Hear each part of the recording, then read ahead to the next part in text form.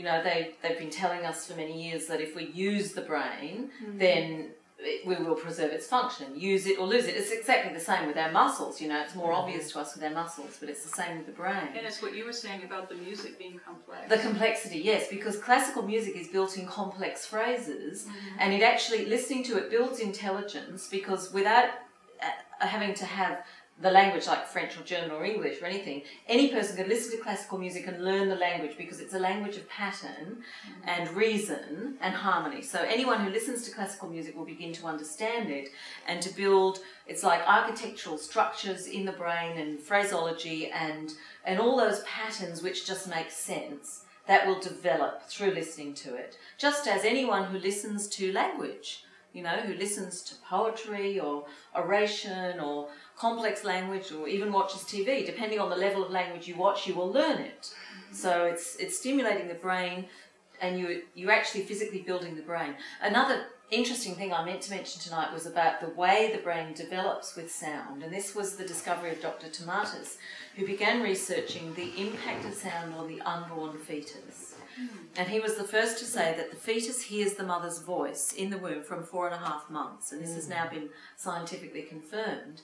And as the baby is forming and hearing all the visceral sounds of the mother, and then her voice as well, the patterning of the language registers through the auditory system, and we begin to build brain pathways as a result of this patterning. So it's not the case that the brain develops in utero and then the baby is born and then the baby learns language. It's the reverse. Language builds the brain while the baby is still in the womb. And so when it's born, it's already got that sense of the mother's voice. It comes out and it hears, oh, yes, that's my mother. I've been hearing her for 9 months. So Rafaele's going to address for just a couple minutes the difference between the sound therapy and why it is so critical that it's being worn on the ears. Yes, with sound therapy, you know, any Tomatis-based therapy as ours is, it must be worn with headphones for 2 reasons.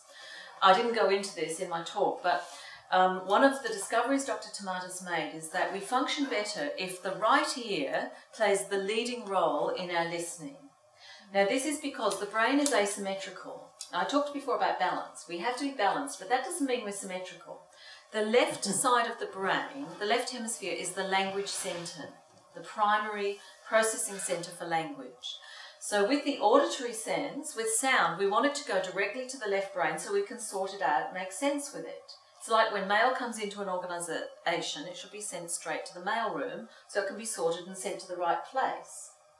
And the right ear is the direct path to the left brain. There is a crossover between the brain and the body. The right brain controls the left side of the body, and the left brain controls the right side of the body. So if the right ear leads in our listening, the sound goes straight to the left brain and we make sense of it quickly.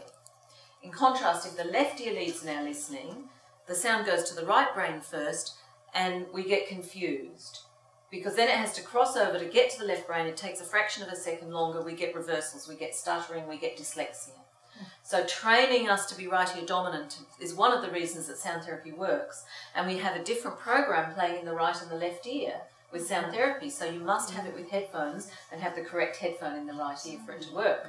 And that's one of the reasons that it just sorts out communication problems, spelling, dyslexia.